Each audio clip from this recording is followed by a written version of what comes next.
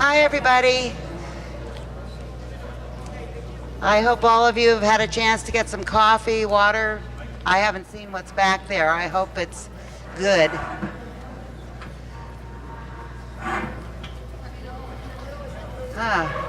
For those of you who don't know me, and you ought to know me by now, I'm Barbara Candelas, County Supervisor from District 1, but only for 6 more weeks. So soon to be a private citizen and relaxing in the sun, I hope. And here with me tonight is Linda Seifert, Supervisor from District 2. The first thing I want to do is apologize to everybody for not knowing about what our plans were. Yeah. I have no idea. They want to fix the audio. Am I too loud? I've been told that many times. So, okay. First of all, I want to apologize for folks not knowing about this process. And it's our fault because this has been going on for 1.5 years. We haven't heard anything negative.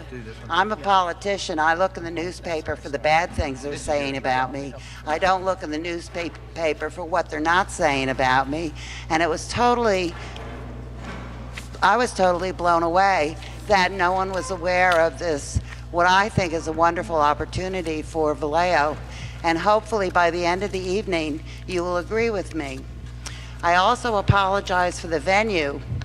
Most of the emails that I got came from Bay Terrace neighborhood where I live, and I thought, gee, it'd be great to showcase Bay Terrace Theater and what the neighborhood is doing, as well as to address what I thought was a minimal amount of concern concerning a small group of people.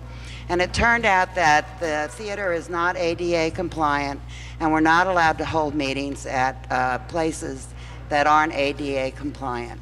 So that's why we are here. And for those of you who complained, I tried to get City Hall. It's booked. They have 2 meetings there tonight. The library is booked. And if nothing else, this will tell you why we need a venue for more event centers here in Vallejo, because this is not a beautiful building. I think you'll agree with me. Anyway, tonight we're going to try to keep the presentation brief. We were asked to do that by many of you, and that way we can have lots of time in the end for question and answers. And again, I hope you'll find that this is really a positive thing, because up until now, people coming out of prison or out of jail don't have a lot of resources. And the plan is to provide comprehensive case management to those who are qualified and eligible to receive it, so that they can be reintroduced to the community in a way that makes us comfortable and makes us also welcoming. I have a nephew who's been through prison. There are a couple people here in the audience who have, and who never had the opportunity to get these kinds of services. At this time, I'm going to introduce Linda. She'd like to say a few words, and then I will be introducing the county administrator. Thank you very much, Barbara. Let's give Barbara a round of applause. She's finishing 20 years on the Board of Supervisors. Thank you, Barbara. We're here because you asked us to be here, and because we truly want to listen. I have to say that I joined Barbara in thinking that we absolutely missed an opportunity, which was to really get to come out and to talk to you and to get to talk to you about what this program really is. For me, I saw nothing but upsides, and I know that many of you saw nothing but downsides. And so when we have those kind of disconnects, this is truly a great opportunity for all of us to come together. When I think of what this was, we had a system where we had parolees out of the state prison system being sent on a bus, delivered back to their community, dropped at the bus station, and basically somebody said, "You're on your own." And so now what we have created, or what would be happening if it goes forward, is an opportunity for people to get the kind of services that will allow them to re-enter the communities and hopefully to change their behavior in a way that's truly going to make a difference in our communities. So for me, it wasn't about bringing more prison population into the city, but truly about an opportunity to improve the public safety in this great city. So just so you'll know where I come from, that's really where I came from. So I am very, very excited too that all of you will have the opportunity to meet the newest member of our, I guess not quite, Tom Ferrara, the new sheriff for what, 12 days now? Is probably the newest member of the county's leadership team. But next to him is Chris Hansen, who is the director of probation. And I think that by the time this evening is over, you will come to truly appreciate the great skill and talent that he has. And of course, sitting at the table with him is Patrick Duterte, our director of Health and Social Services, who truly cares about the people that live here. I'm not going to go on. I know Barbara has other introductions she wants to make. So for me, I'm truly looking forward to hearing all of your concerns. Hopefully by the end of the evening, we'll have the right answers that will help this project move forward in a way that's going to be a collaborative effort between the community, between the city, and between Solano County. So thank you all.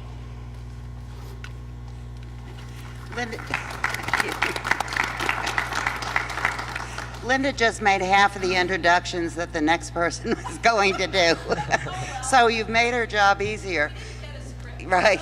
There's one person here who told me this afternoon he was coming, and I don't know if the county administrator knows it, but the new Vallejo police chief is here, and I think you're in the back. So you're all protected tonight. You got the sheriff and the police chief in the same room. There's a saying in Japan that even monkeys fall from trees. And it's obvious that we were all monkeys for the past couple of weeks because we didn't keep you informed. To rectify that, I'd like to introduce our new county administrator. She's been on board for almost a year now, Brigetta Crisello, and she will be introducing the rest of the county team. So, and she's great.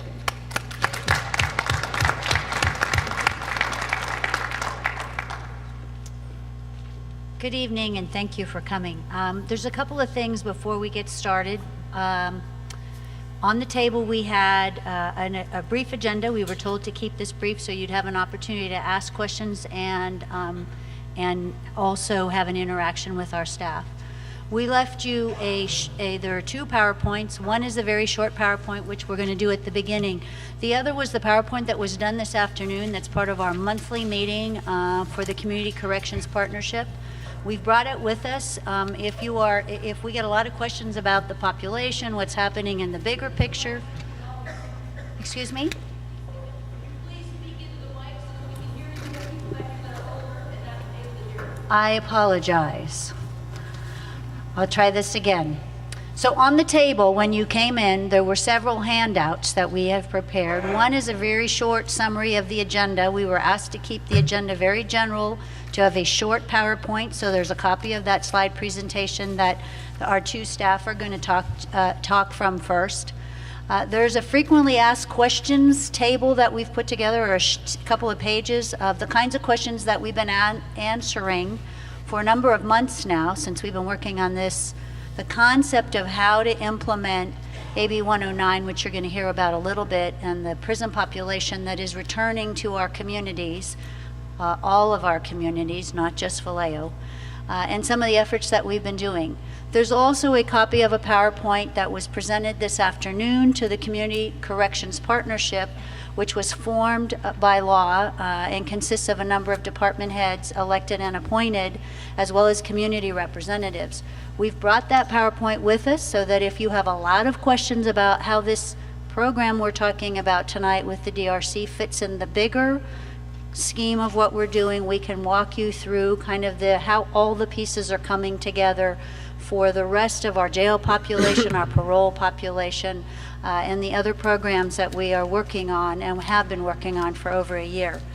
Before we get started, I'd like to introduce to you so you know who the other members are from the staff that came down to listen to you, to answer your questions, and to take what your concerns are back with us before we go back to the Board of Supervisors with any further recommendations.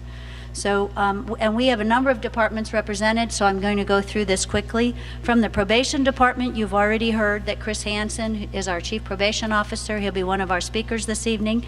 He's brought with him the Assistant Probation Officer, Donna Robinson. She's going to be one of our note keepers.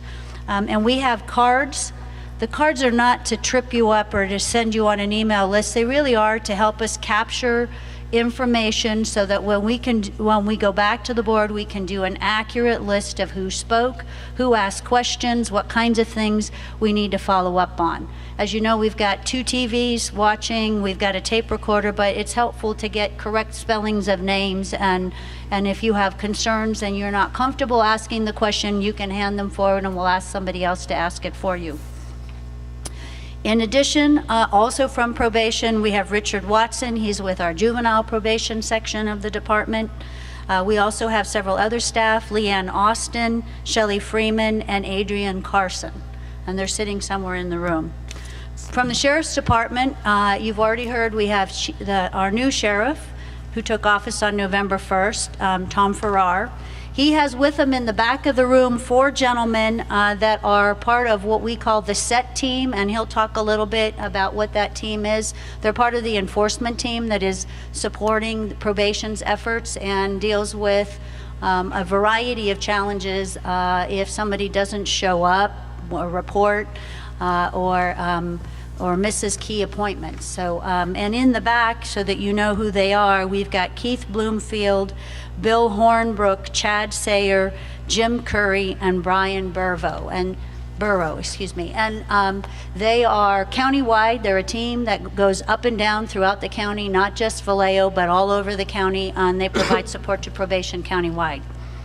From Health and Social Services, you've already heard Patrick Tuturti, who is the Director of Health and Social Services. He'll be speaking to you a little bit about his piece in the Day Reporting Center. Along with him, we've brought 2 other staff, Stefan Betts, who is the Assistant Director. He is dealing with programs and deals with many of the programs that are Health and Social Services. We also have with him Andy Williamson, who is the Substance Abuse and Health Administrator for Health and Social Services. As I said, I'm the County Administrator. I'm Brigetta Corsello. I have with me Steve Pierce, who's going to be, he's our Press Information Officer, so he'll do any follow-up things as well as running our PowerPoints. He's been running the show behind the scenes. I also have Ron Grassi, a Principal Analyst from my office, who's responsible for public safety and health and social service programs where they intersect it with regards to this particular population and the grant funding that we have, or the funding that we have. From the Public Defender's Office, we have with us this evening Leslie Caldwell, the Chief Public Defender. She's somewhere in the back, waving. We also have Don Dubain, the District Attorney, is also with us this evening, and then you've already met our 2 board members. Now, you may be wondering why there's so many of us. I can tell you that all of the names are part of the team that are working on this particular program. Many of us are official members of a program of the Community Partnership, the Community Corrections Partnership outlined by law. Others are members and support staff. So I didn't want you to think that we weren't serious about really listening to you this evening and trying to answer your questions and take back your concerns that we may have missed so far. And with that, I'm going to turn it over to the 2 staff in the front, and we'll get started. And as the opportunity presents, I will ask one of our board members, we'll collect cards. I think maybe I'll have Stefan kind of help, so that we can introduce you, we can get your information, and you can come up to the mic at the appropriate time and ask questions. So as I said, we have a very short PowerPoint, but we have a longer one if you ask a lot of questions about population and numbers. So thank you for your patience, and we're ready to get started. Go ahead. Am I going to need the mic? All right, so why don't I stand here? That way I can see you and you can throw things at me from here. I want to be an easier target for y'all. So, again, my name is Chris Hansen. I am your Chief Probation Officer. I've been your Chief Probation Officer for 8 months. So I appreciate the opportunity to be here and chat with you tonight. I have some friends in the front row that some Vallejo residents that came out and heard the Community Correction Partnership meeting today, and I appreciate the public coming out to that. If you don't mind, just give me 1 minute to start at 1,000 feet and I'll bring it down. So I'm gonna hit the first slide. Oh. I'm a little tall, so I have to go up a little bit. Help me here. Hey, that's good. I guess. In the United States, 1 out of every 100 individuals is in a prisoner jail. 1 out of 31 is on probation, parole, in prison, or in a jail.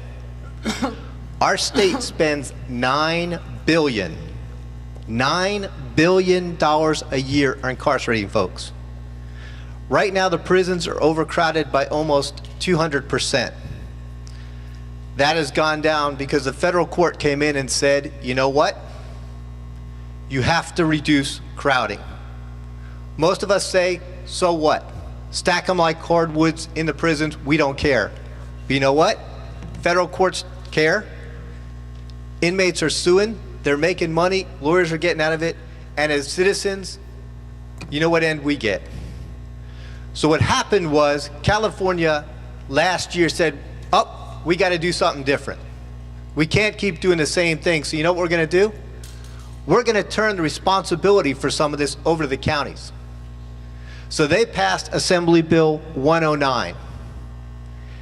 And that bill says we are going to release from prison nonviolent, non-serious, and non-sex offenders back to our community. But state parole is not going to supervise them. The county is going to supervise them. And you can't tell them where they can live. We're releasing them to where they resided from or where they were sentenced from. So all of a sudden we had to regroup, do business differently. But we knew the state was sending back 60 to 70% of the people coming out.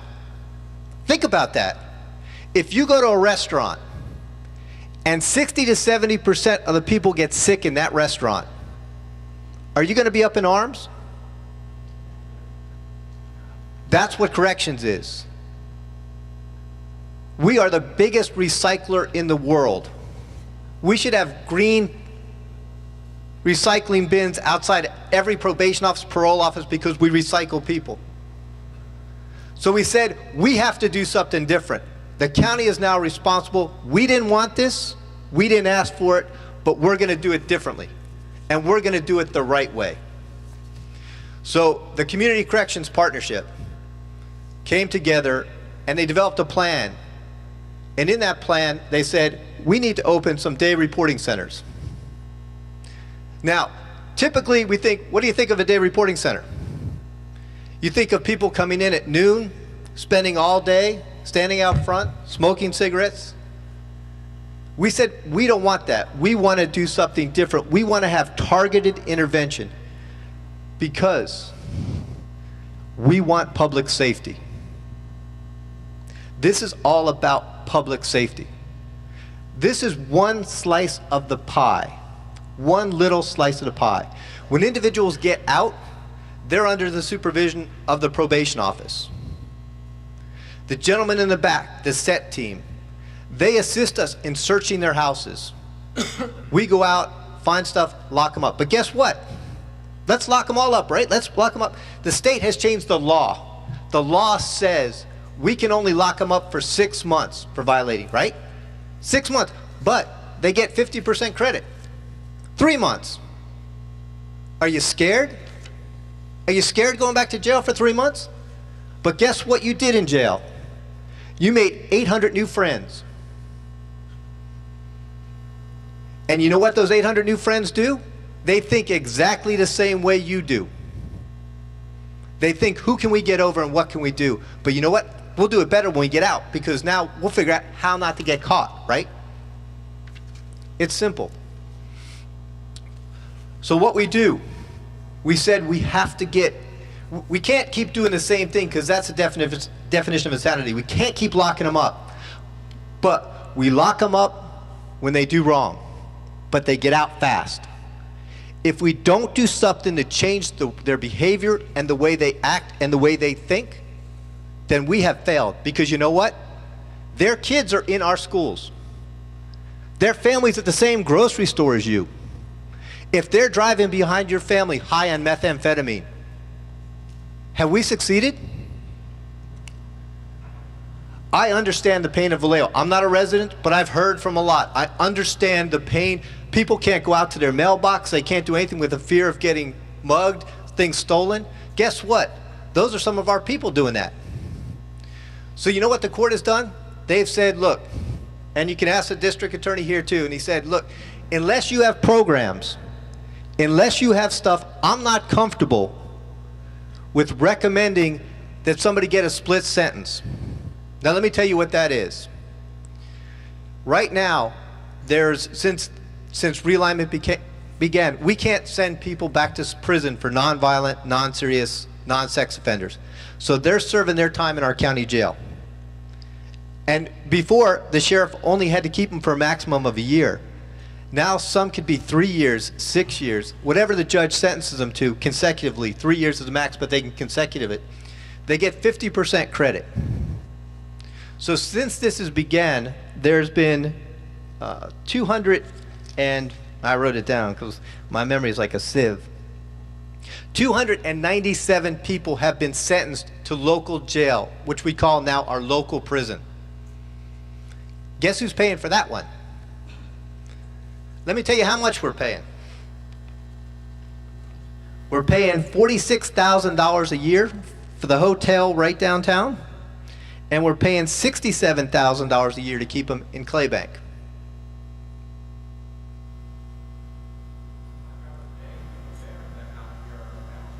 But you know what? You're exactly right.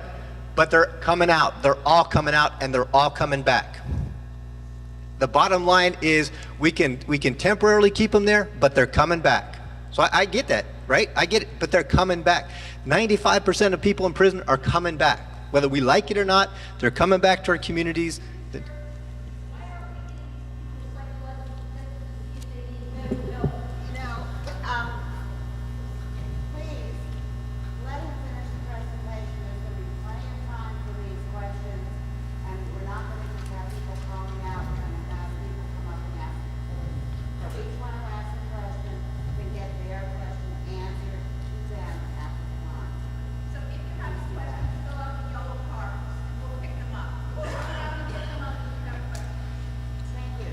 Thank you, because you know I'm getting old and I have twins that are 10, so my mind just goes. So I mean, I could be somewhere else and thinking something. So again, you might have to throw things at me. I understand that to get me back on track. The point is we have to do something different. So what we said, we can't do the same thing, and now we're in charge. So we said the Community Correction Partnership says we need to do day reporting centers. So day reporting centers, we decided Vallejo would be the first community to do that. And why did we decide that? Because they don't have enough police, they don't have enough public service, they're hurting, and we had a perfect location on our campus where they're coming now. They're coming there a couple times a week for drug testing, they're seeing a therapist there, they're coming there now. There's 135 of them coming there now. So we said, this is an ideal location because we have them here. So let's do it here. What we wanted to do is target interventions that help reduce recidivism. So we wanted to look, and everything we're doing is based on research that says it could lower recidivism. Now, a question was, you're saying you can get a 10% reduction in recidivism. Joe and Peter DeCilia, one of the top researchers in California, said if you do these type of programs, you can get up to a 30% reduction in recidivism. I don't want to sit here and sell you that. I want to say, hey, I'm hoping for 10% reduction. Think of that though. Think of what this means. You have, let's say 100 people go through the program, and 10% of those don't commit crimes. Do you think they commit one crime before they get caught? They commit 15, 20, 30 crimes, right? They're the ones, but the guy that broke into your house and stole your stuff, has he been caught? Do you know how many houses he's broken into? So think of that. We stopped 10% of them. Say they didn't break into 20 houses. That's 200 less crimes in your community. 200 less crimes. And the other 90%, we're hoping they took something away and they start thinking about it. And we're able to be there to help them. But it's not just about that. It's not about coddling them. It's making them comply with the conditions of supervision. Let me look at the slide, see where I'm at. Go ahead. So, this is just a look at who's on our Community Corrections Partnership. We've had meetings, open meetings, every month to talk about these issues.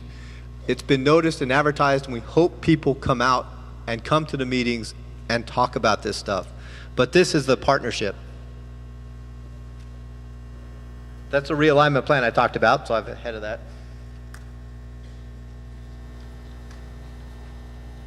And if you look at the jail profile, and let me go back to the point I was making about locking them up and not giving them supervision. Most of the people in jail are doing their full time. They're not coming out on split sentence. A split sentence would be the judge gives them 2 years and 2 years on probation when they get out. Or a judge can give them 3 years and no supervision. The courts are giving them the majority of cases in Solano County straight time, which means they get 3, 4, 5, I think it's averaging 15 months straight time in jail with no supervision when they get out. What's that mean?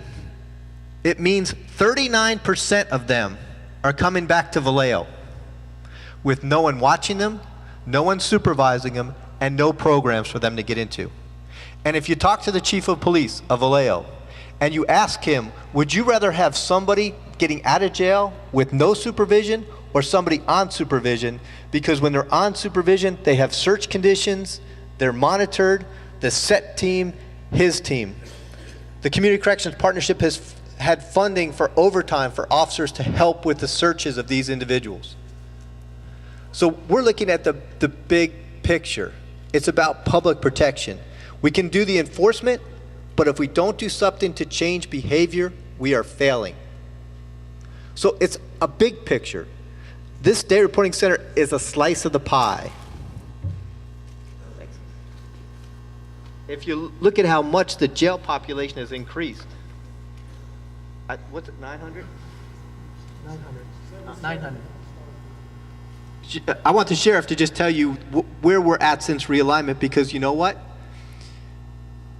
To be honest with you, if we don't do something different, we are going to be in the same spot as California, ordered by a federal court to reduce overcrowding. And those inmates are going to sue. And they're going to make money. And whose money is it? It's our money. They're going to sue. They're suing now, and lawyers are making millions of dollars off the Department of Corrections.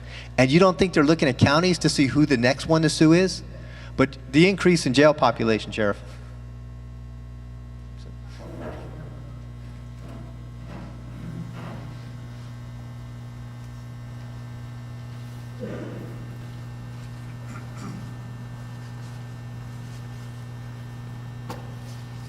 Chris is way too tall for me to change the mic there. Right here. We have a PowerPoint, but I'll just give you the numbers if you want to see the details. Prior to realignment started in October of 2011. Our jail population was 770 inmates. Can you hear me in the back? Yes?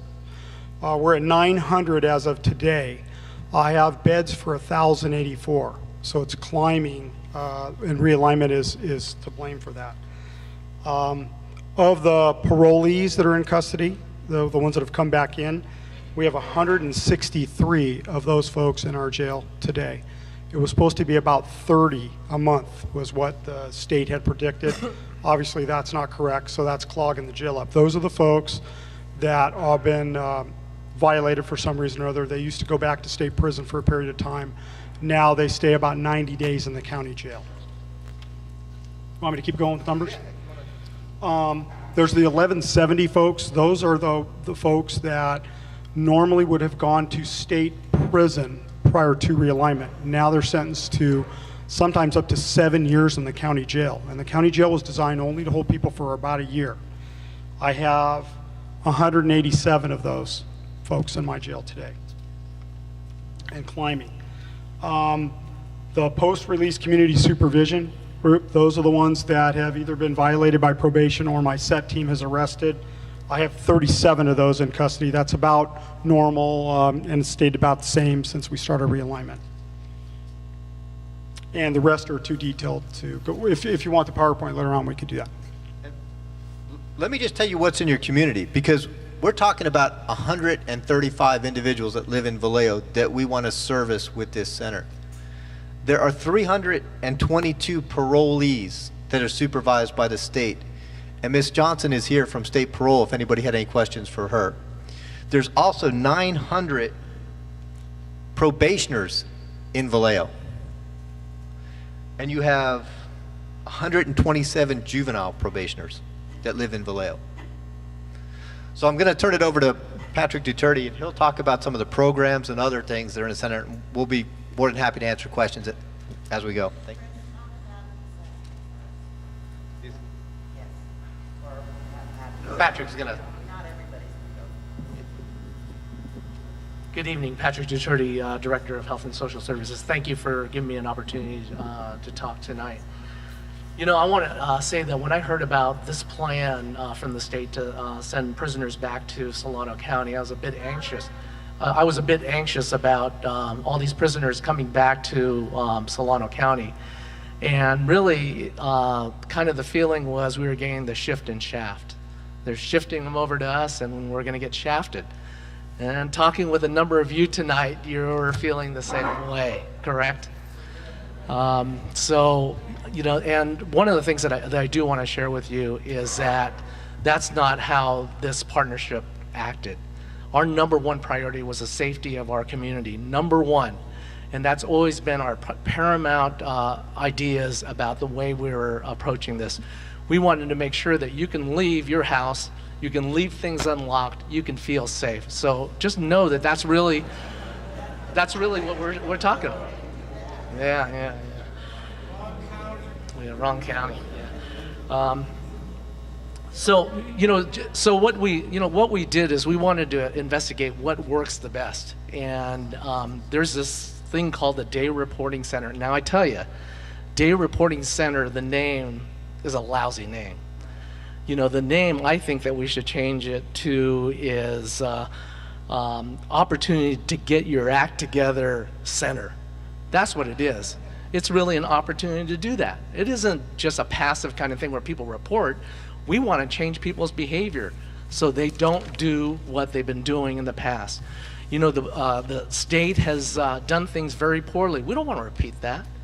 You know, that 70% recidivism rate that Chris has been talking about, we don't want to do that. We've got to do something different. And you know the definition of insanity. We try to do the same thing. It's crazy for us to do that. So what we're doing, our partners are really have safety as our paramount concern. So it's not perfect by any stretch of the imagination. And so I really appreciate you being here tonight. And I'll take the heat, you know, for some of the heat for not talking with you. We felt that we put out our press releases, we had representatives from stakeholders, but we didn't talk to you. And so for that, I apologize. One of the things that I will commit is making sure you get the information from here on. You need to tell us how you want it and in what format. We'll get it to you. If you want us to come and talk with you again, we'll come in and talk with you. We need to report back on how this thing is progressing. But let me give it to you straight on one area, that these people are here right now. And if we didn't do anything different, what they would do is they would have a probation officer, and that probation officer would send them to different services to get in line with everybody else. That's what's happening now. With a Day Reporting Center, we are going to coordinate those services, make sure that they're getting the services appropriately. We're going to assess them and make sure we mitigate those risks to you in the community. You know, one of the things also, I'm the Health and Social Services Director, so I have many other services besides what AB 109 dollars are committing. And I've made a commitment to the Board of Supervisors and to all of you here, is that all my services are available. I'm not going to close the door and say, well, I'm not getting AB 109 money. I'm going to open my doors so the community is safe, because I know they're all coming here.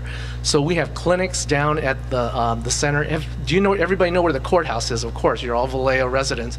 But that's where we're going to be, at 355 Tuolumne Street. So we have my health and social services programs. I have mental health clinics. I have substance abuse clinics. I have a physical health clinics. I have public health for people for disease control. I have many of those kinds of programs that's going to be available, and I don't want people to wait. I need for them to coordinate those services. So the trust that the people who run this program, they need to know that when someone needs the services, they're going to get it, and they're not going to wait. So as I mentioned, all the different services we have there, I have a whole slew of them. But the day reporting center implies that passive notion, and it's not that. And here, let me tell you just some of the services that are going to be involved in the day reporting center. You may have heard some wild numbers of who's actually going to be in the center. 75 people at one time. That's it. We have 3 case managers. They will case manage those people from the beginning to the end. When someone walks in the door, we're going to do a full assessment of what their needs are. We're going to find out if they need mental health services, substance abuse services, other services in my department. We're going to make sure that that we have identified those services. We're going to have 3 groups to start there, and those 3 groups are really to talk about the criminal thinking, changing that. We have some evidence-based programs, 2 programs that really will direct those issues. We will have substance abuse services programs, an evidence-based program that actually changes behavior. That's really what ultimately the goal is. So it's 75 people at any one time, and it will be rolling. People will be graduating and moving out. Now, the big concern that if I was, I live in Fairfield, but if I was living in the community, so what happens after they get that treatment? What are you going to do? Well, you have to have some aftercare program, and we've got great providers out in the community that can provide that. Now, if we just send them back to their community and hang out with their old buddies, what's going to happen? They're going to commit the same, stuff, because that's what we need to give them a new group of people, a new set of peers that will help and monitor and work people through those tough times when they're about to commit a crime. Maybe they have a new group of people that will steer them in a different direction. I do want to say that we haven't finished what we're doing. There's 2 areas that we have to talk about, and I saw some of the questions that are here, and that's housing and employment. That's tough as it is. I know the employment rate in Vallejo, it's tough. But we have a commitment from one of our organizations, Michael's Transportation, that wants to help people. That's what we have to look for, is training programs that'll help people get into the job market. We have to commit also our Workforce Investment Board to actually providing those services and draw down some of those federal dollars. So the commitment we have to do is we have put some money aside for seed money for housing, but we need to do more, and we know that it's really something the cities normally do, but it's something that we have to partner with the cities to try to get housing set up. We can't allow what's going on now. People are sleeping wherever possible, couch surfing, whatever. So we know it's an issue, but this is really a place that we can really start to really make the community feel safe. So thank you for being here tonight. And we didn't want a long presentation. We wanted to hear from all of you. So that's it for my presentation.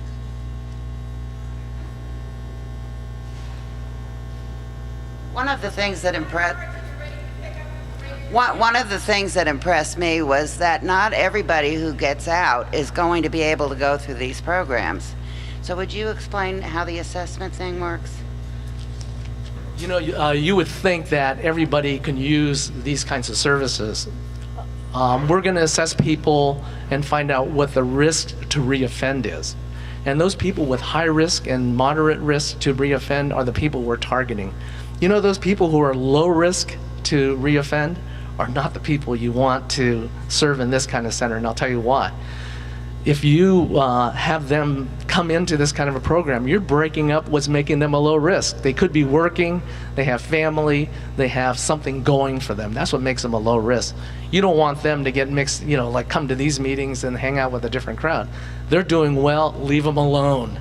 That's what the research is telling us. Leave them alone. Take care of those people that are moderate risk. Those are the people that are going to, burglarize your house, steal your car, those kinds of things. So we want to target that population, and so it will be, not everybody we're serving through here, but it's going to be the ones that are the highest risk to reoffend in our program. So we will do a full evaluation in that regard. I think that answers the question.